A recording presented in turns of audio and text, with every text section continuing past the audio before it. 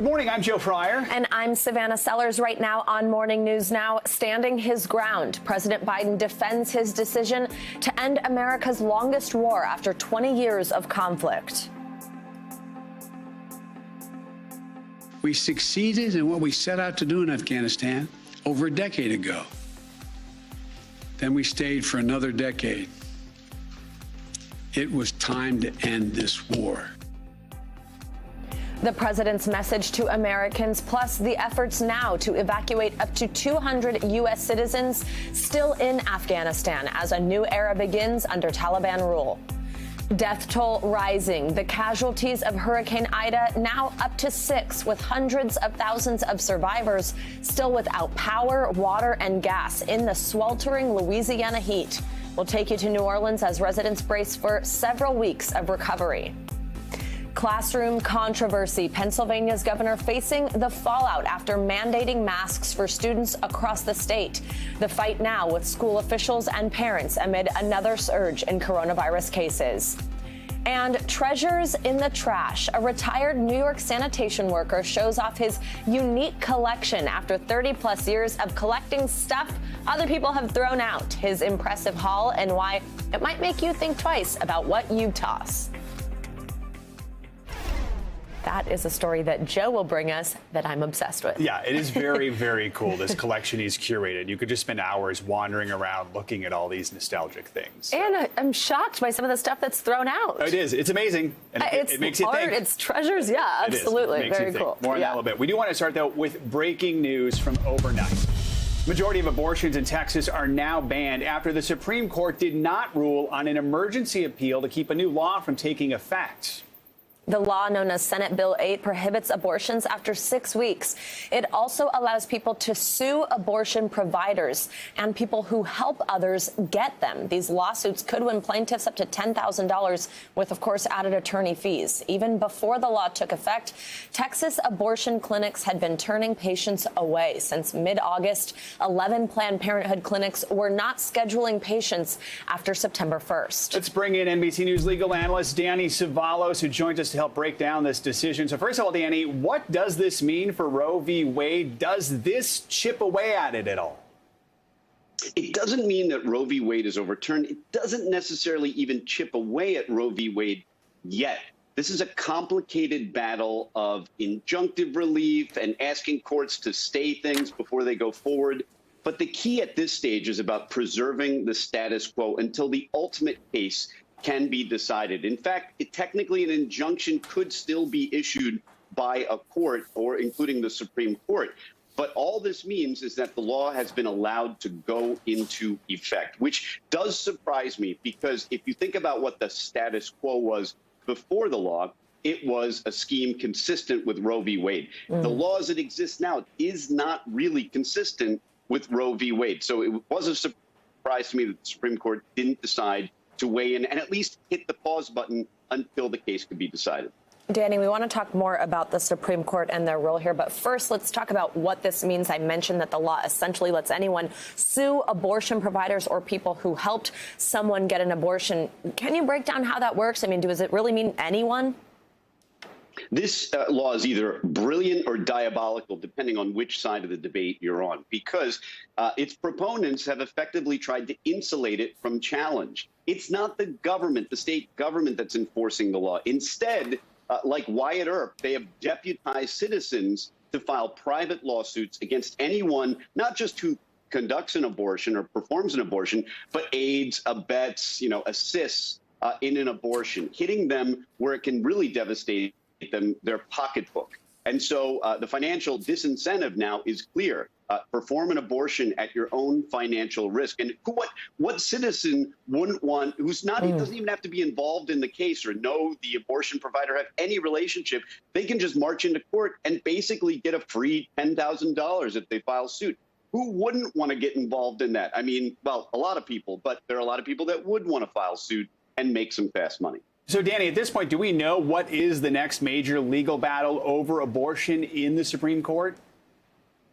There's going to be a lot of procedural battles going forward in the immediate future. The Supreme Court could technically still issue an injunction, but because they declined to act, the law goes into effect for now. So we are probably months, maybe even years away from the Supreme Court issuing a final decision when this case gets before them and they consider it properly. But what's controversial here is that this is part of what's been called the shadow docket, the Supreme Court issuing essentially opinions or decisions on cases without a reasoned, 100-page explanation of why they arrived at that decision, which kind of runs counter to the vision we all have of the Supreme Court, which is they decide cases, but at least they tell us how they arrived there. Right. Danny Cevallos, thank you so much for walking us through this breaking news this morning. We also have other breaking news this morning. A search and rescue mission is underway off San Diego after a Navy helicopter crashed in the Pacific. 6 service members were on board. 1 crew member has been rescued, but their condition is unknown at this time, and the search continues for the remaining 5. Now to the East Coast, where the debate over mask mandates is heating up in Pennsylvania. Governor Tom Wolf announced a statewide mask mandate for school kids will start next week. He's the latest state leader to enforce the strict policy, joining New York and New Jersey. But the decision is facing intense pushback from some parents and school boards, with several counties choosing to create optional mask environments instead. NBC News correspondent Heidi Presbilla joins us now from outside Council Rock North High School with more. So, Heidi, you've heard from several parents about this decision. How are they feeling about the mask mandate? Yeah, Joe, a lot of parents here were expecting to send their children back to school with a mask optional policy. But here's one big thing to remember. Sometimes stuff changes.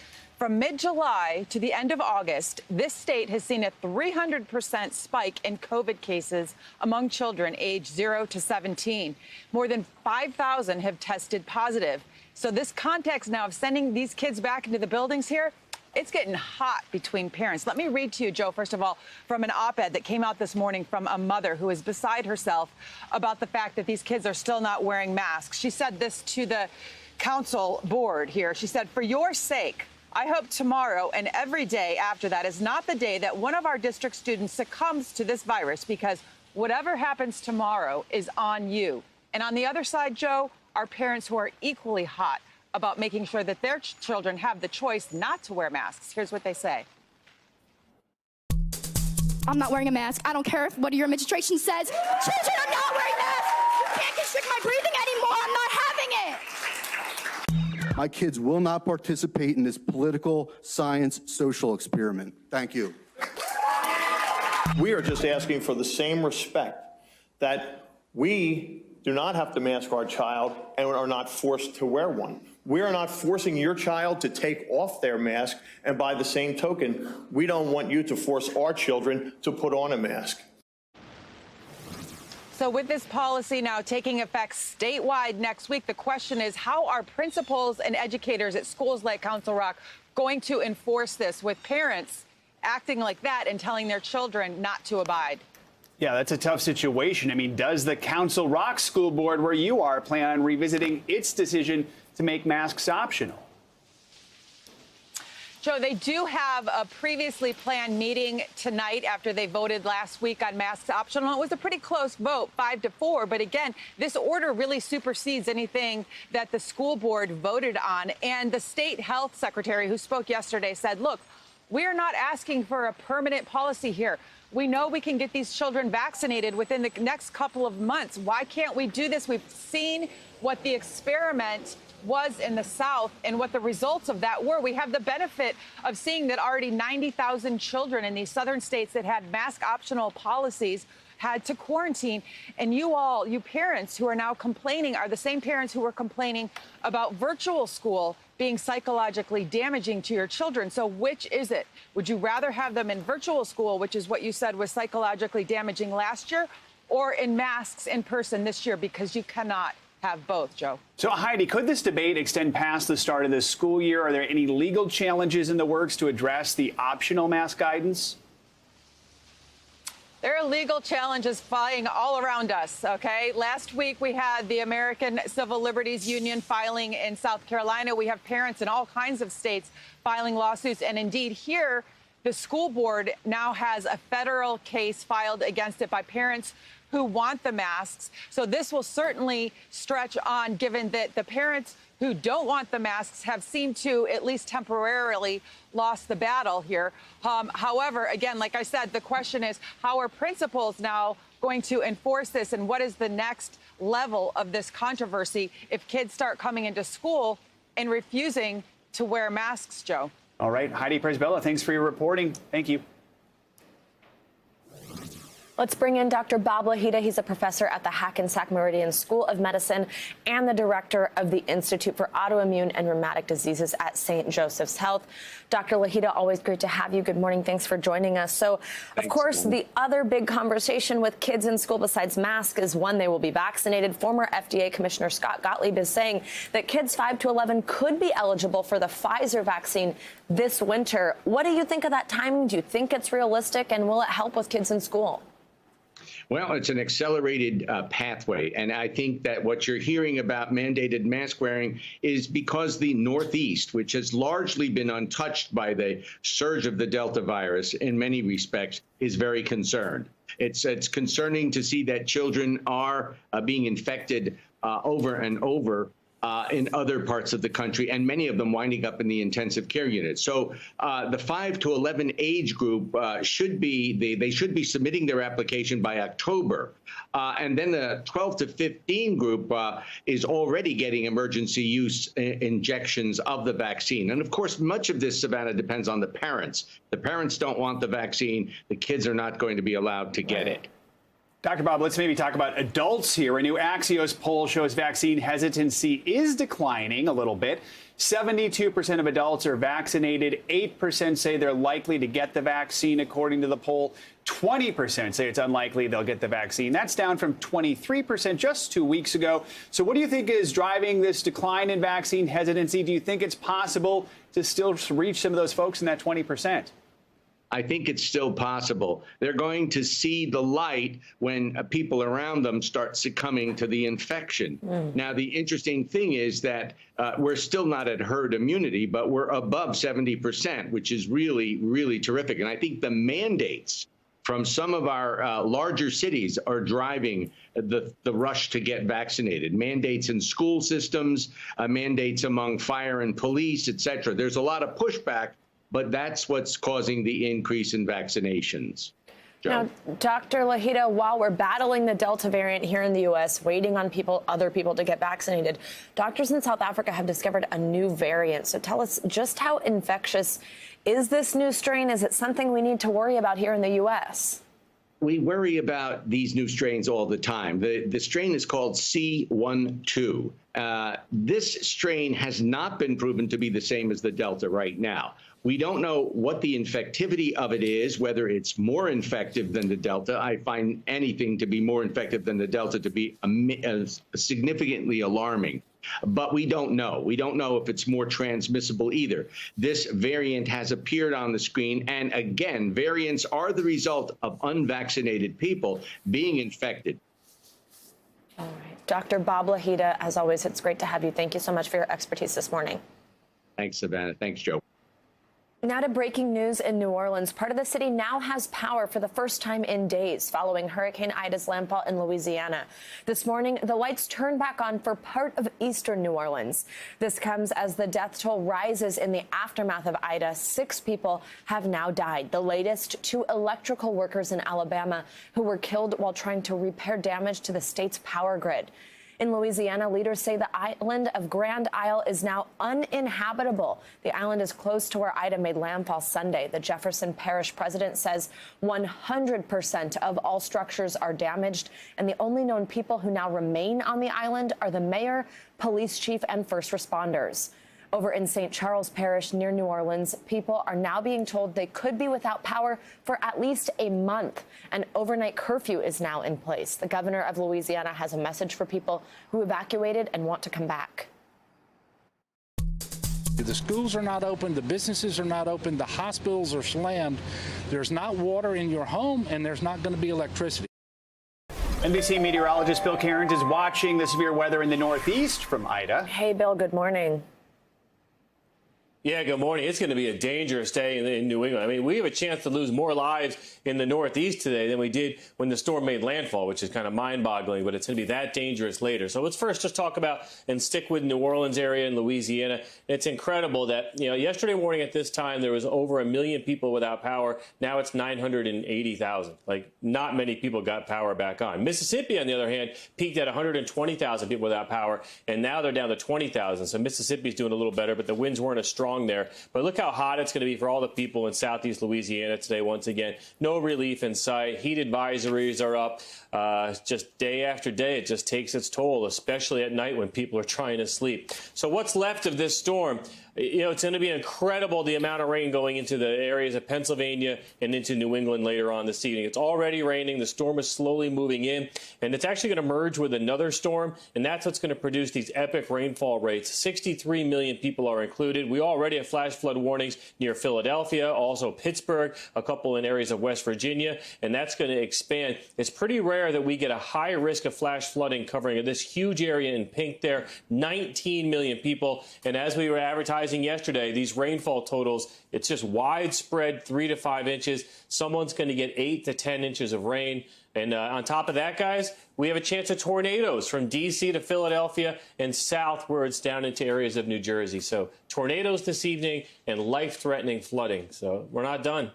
All right, Bill Cairns, thank you so much. We'll see you in a little bit.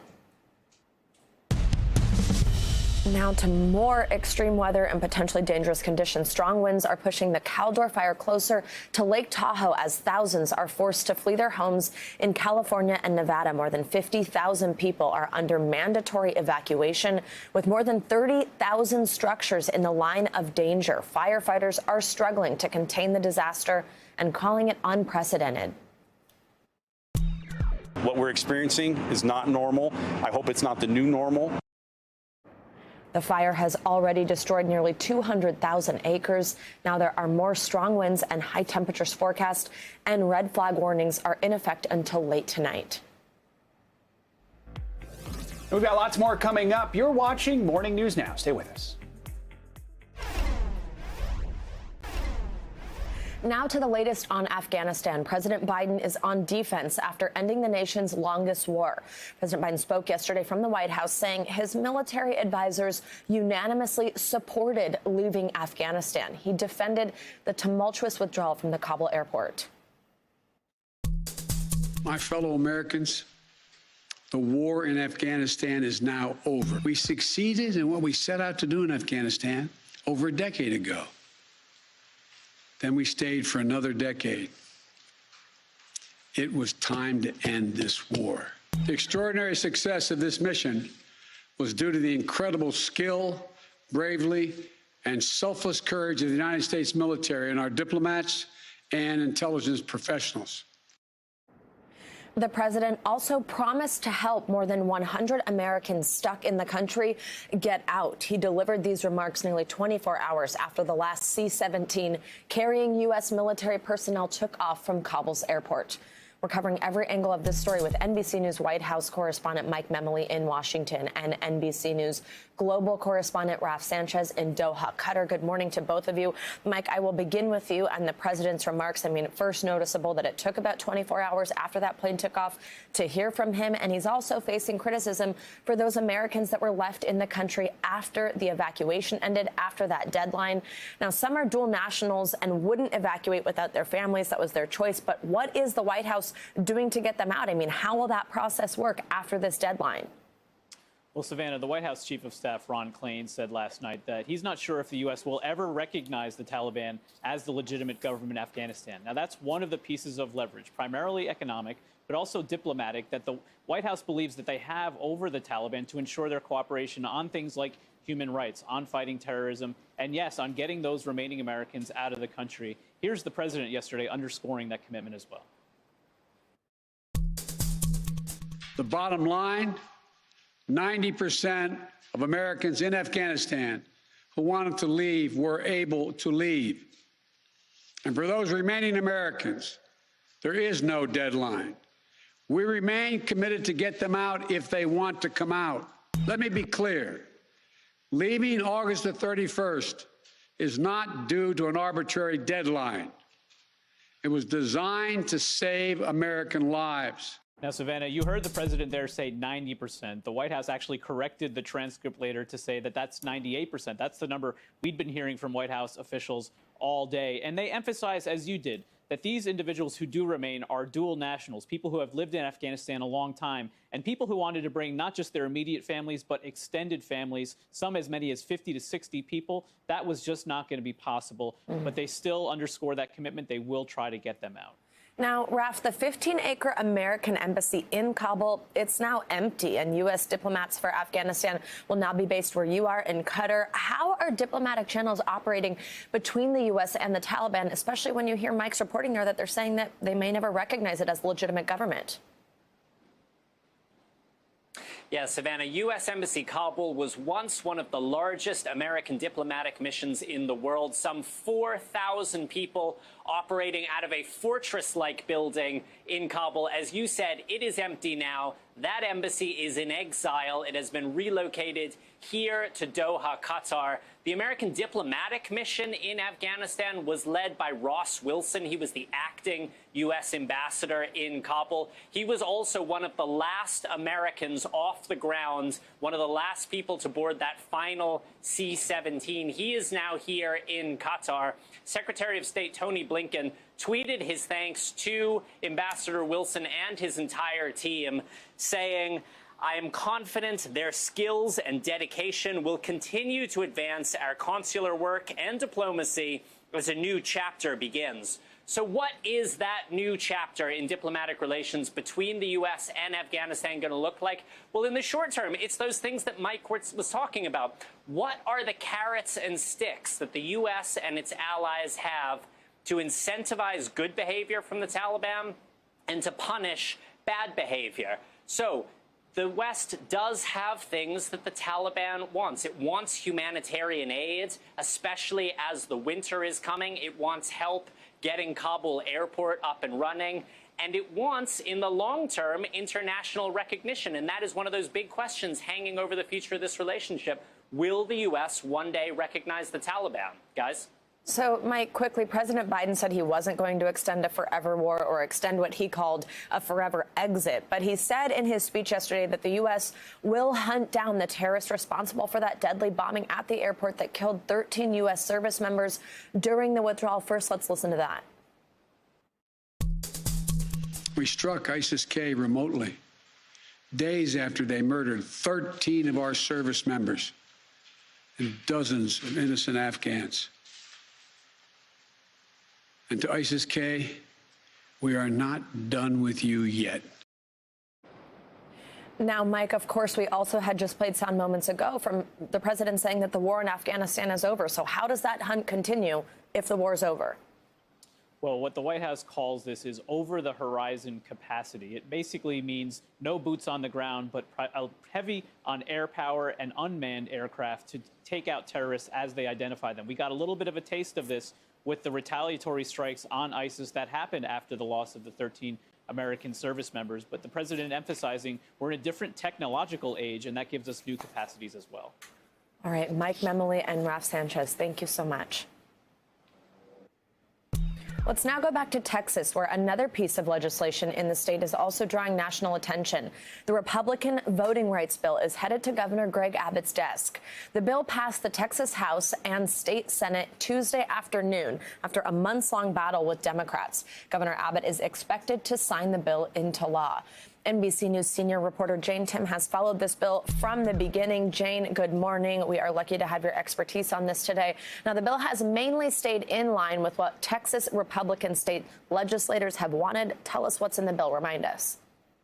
Yeah, so the bill makes a number of changes, and once signed the law, into how elections are run and how voters will experience them. So it does a number of things, changes some of the processes that counties rolled out in the pandemic, things like overnight and early voting that was done through drive-throughs to keep people in their cars. Those are all banned. It adds a number of criminal penalties for mistakes or errors in the election process. It also empowers and adds protections for partisan poll watchers And it adds a number of restrictions to how helpers, people who are assisting voters in either groups of voters getting to the polls or someone casting a ballot if they have a disability, it adds paperwork for them. They have to disclose their relationship to the voter. They have to sign paperwork. So a number of changes and a pretty sweeping overhaul. It's a very long bill, but it is stuck quite closely to what Republicans wanted, as you said. And Jane, not only is this quite a long bill, the saga, the back and forth of this is quite long. You were the reporter to break the news that the Texas Democrats were leaving the state to break quorum to block the bill. Now it's ready for the governor's signature. So just kind of walk us through how we got here.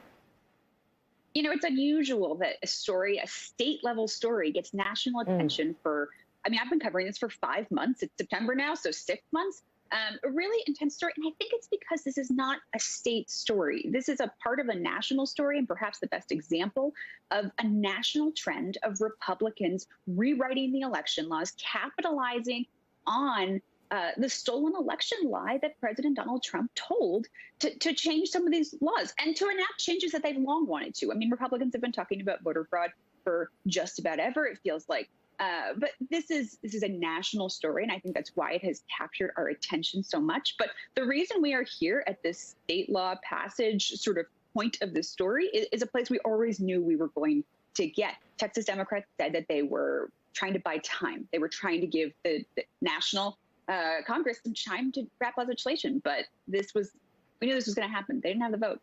All right, Jane Tim, thank you as always for your reporting for the last 5 months on this. Thanks, Savannah. Let's now take a look at what's making news around the world this morning. NBC News correspondent Janice Mackey-Frayer joins us this morning. Hey, Janice. Hey, good morning. North Korea appears to have restarted its main nuclear reactor at Yongbyon, according to the latest report from the United Nations Atomic Agency. Satellite images earlier this year signal signs of activity, including the discharge of cooling water. Now, this is yet another foreign policy challenge that faces the Biden administration. Talks with North Korea have stalled since 2019. Kim Jong-un had offered to dismantle Yongbyon, not any of the other nuclear reactors or sites, but he did offer to do that in exchange for sanctions relief. The family of an American journalist being held in Myanmar has again called for his release. Danny Fenster has been detained for 100 days now by the military regime there. He was arrested while trying to board a flight out of the country. Fenster was managing editor at Frontier Myanmar. It's a news outlet, and he's now being investigated under a law that criminalizes dissent. Now, his parents are worried. They say they believe he's been infected with COVID while in prison. He hasn't been tested yet. And the State Department said last month that their requests to visit him in prison have so far been denied. And regulators in Britain have cleared broadcaster ITV over comments that Piers Morgan made about Meghan, the Duchess of Sussex. Officials ruled that his views didn't violate the broadcasting code, though they did concede that they were offensive. During the Good Morning Britain program, this was back in March, Morgan said he, quote, did not believe a word she said when Meghan was talking about suicidal thoughts and alleged racism during that blockbuster interview with Oprah Winfrey.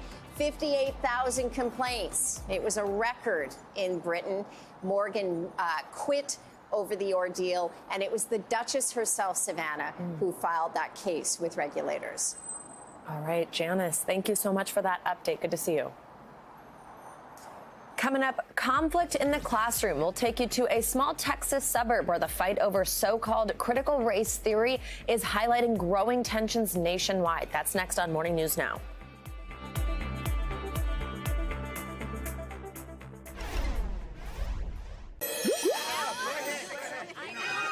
Welcome back. Bonnaroo has officially been canceled for the second year in a row. Organizers of the annual Tennessee Music Festival say flooding from heavy rains has left the site of the festival too waterlogged to hold the event safely. Last year, of course, Bonnaroo was canceled due to the coronavirus. This year's event was supposed to start tomorrow and feature artists including Foo Fighters, Megan Thee Stallion, and Lizzo.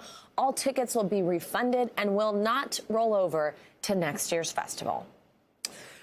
All right, and now to our week-long series, Kids Under Pressure, and the NBC News podcast that has shot to the top of the Apple charts. Today, we take a look inside a Texas school district where parents are in a battle over diversity and inclusion efforts. NBC News correspondent Antonia Hilton joins us now. She has this incredible piece for us today, also has this podcast. Antonia, good morning. It is so good to see you. Good morning. It's great to be here. Look, Southlake, Texas was one of the first communities to begin the fight over diversity, inclusion, and history that has since swept the country. As their students head back into the classroom, their superintendent has become a symbol of a national struggle. And some families worry that this conflict has no end in sight. Roshni Chowdhury is anxious as she gets her 12-year-old Mahika ready for the first day of school. Got it? Not only about COVID, but about the school's culture after such a divisive year. They live in Southlake, Texas, one of the first suburbs caught in a national fight over diversity and history.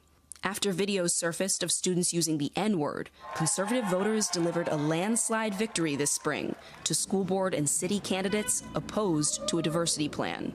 As a minority family here in Southlake, do you think that Carroll schools are a safe environment? I think it is a safe environment. We feel safe here.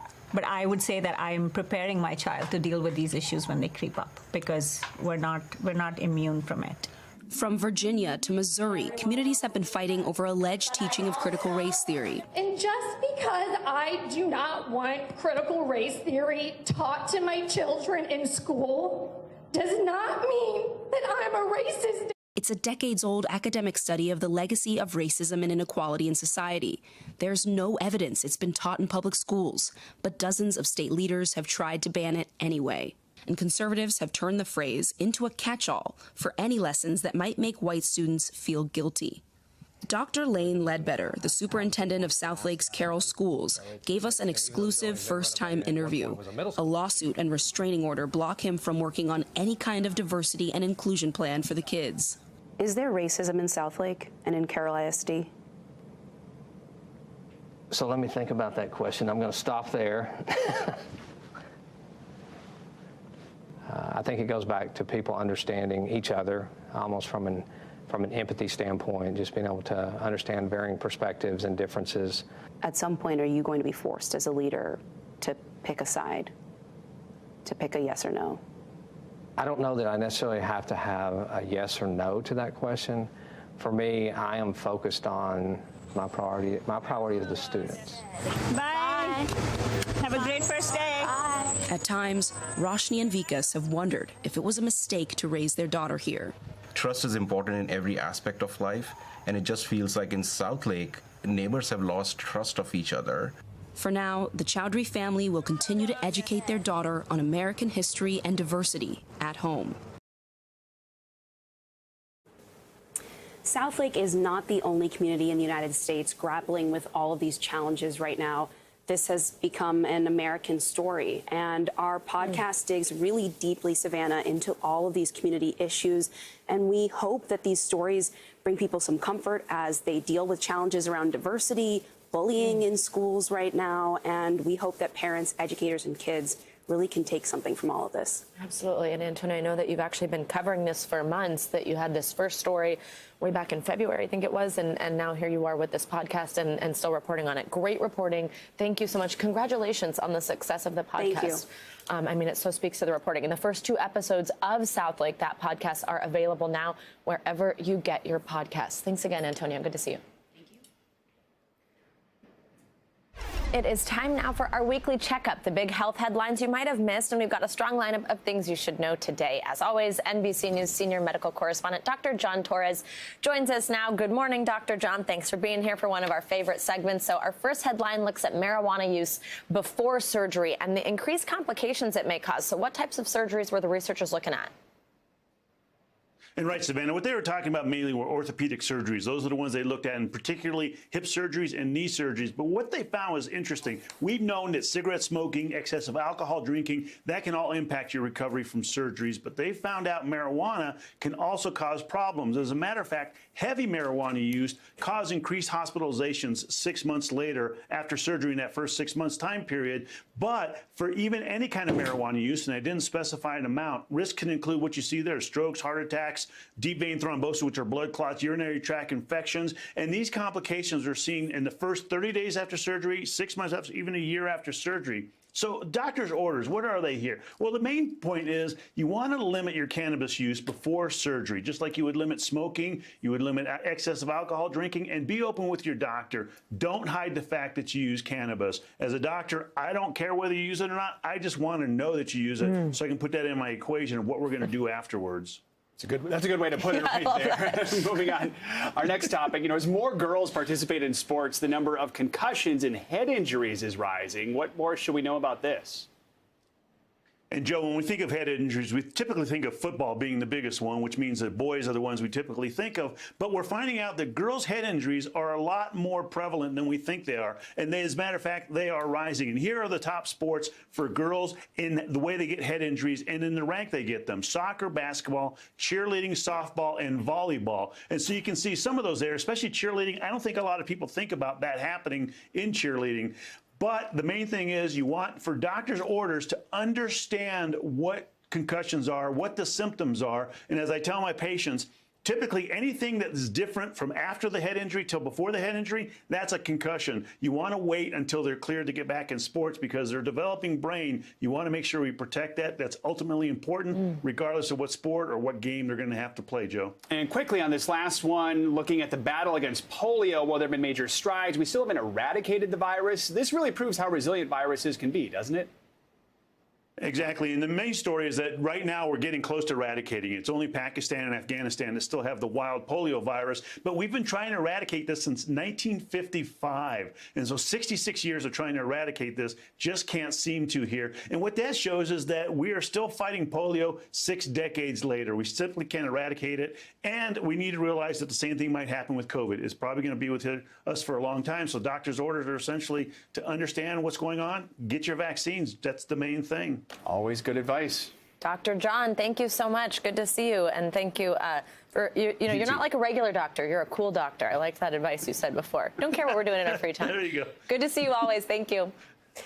And coming up, danger in the sky, an alarming increase in lasers pointed at planes. Up next, we've got an NBC News exclusive on what's being done now to keep pilots and passengers safe. You're watching Morning News Now.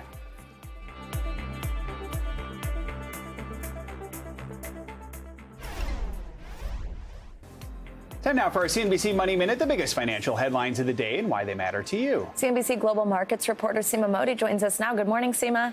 Hey, Savannah. Hey, Joe. Yeah, a federal judge is expected to rule today on whether to accept a settlement between PURDUE PHARMA, the maker of OxyContin, and state and local governments over the company's alleged role in the opioid crisis. If the judge confirms the plan, estimated to be valued at $10 billion, it could cap years of litigation. The Sackler family would give up ownership of PURDUE and pay $4.5 billion, while the company's future profits would be used to fight the epidemic. Now, the most contentious issue in this settlement, the Sacklers would receive protection from opioid lawsuits.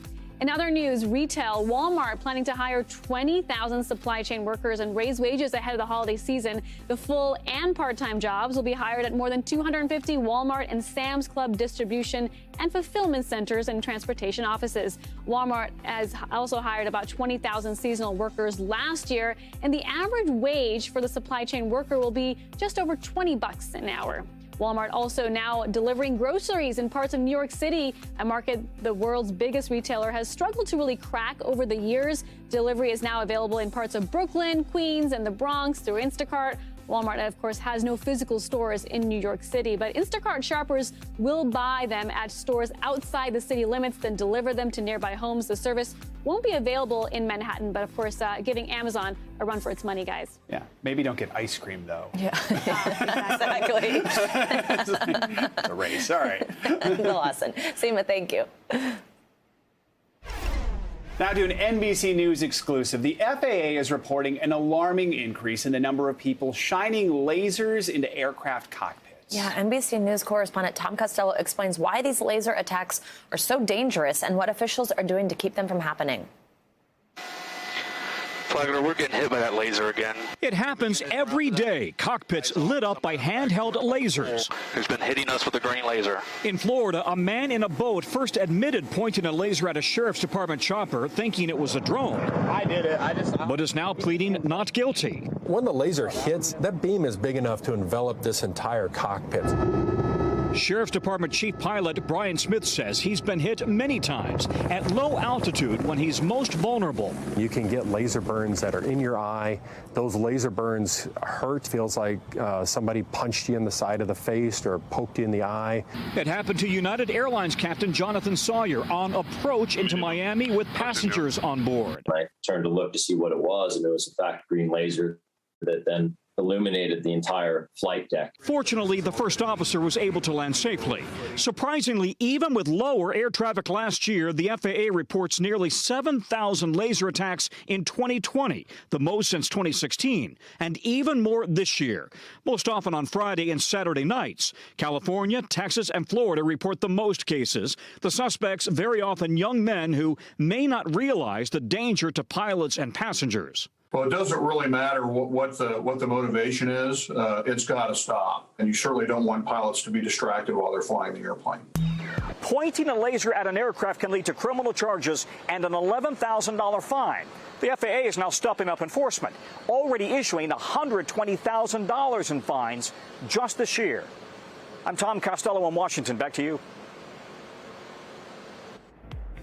All right, coming up, we're talking trash in a good way. After the break, meet the man who spent decades collecting items that were thrown away that he's now turned into treasures. This is Morning News Now.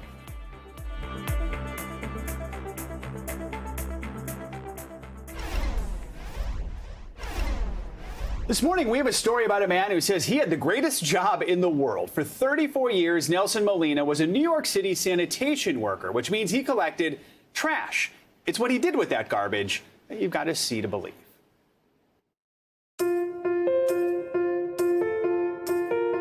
It's hard to find the words to describe what's on the second floor of this sanitation department garage. As soon as they come into the building, I see the expression on their face like, wow.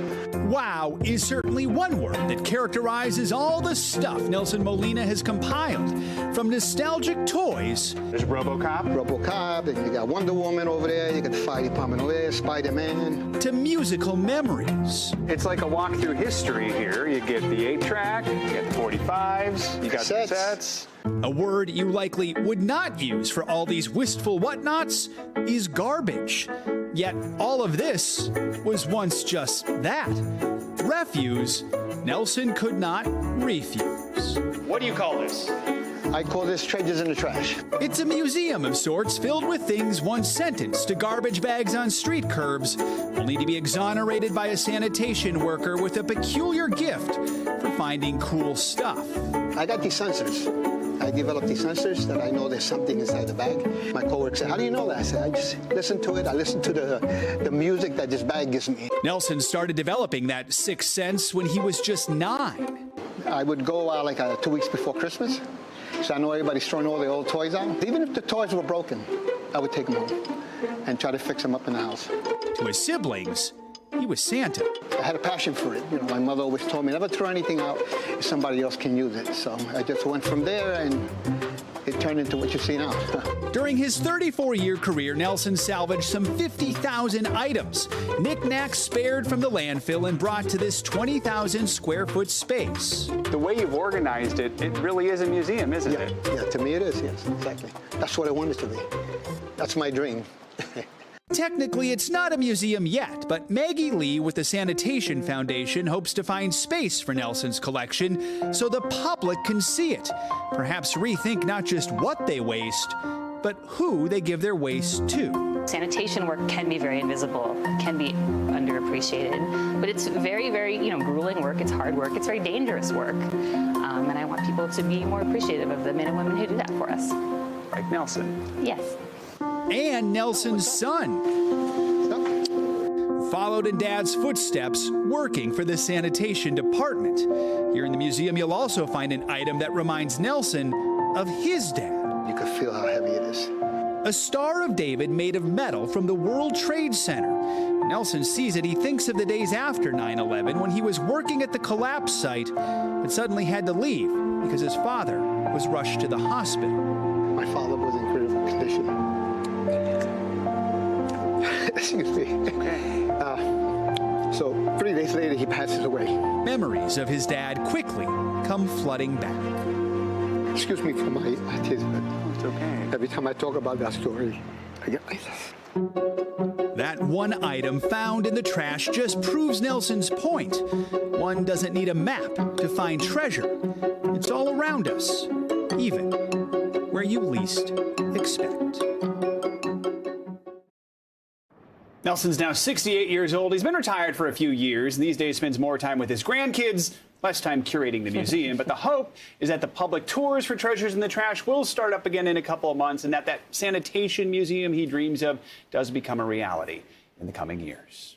He has earned that break to hang out with his grandkids, but I can't wait to go. He's still very proud. Yeah. Very proud of that and what he's put together. Yeah, absolutely. Well, now I have an inside line, so maybe you can help me go see it. That does it for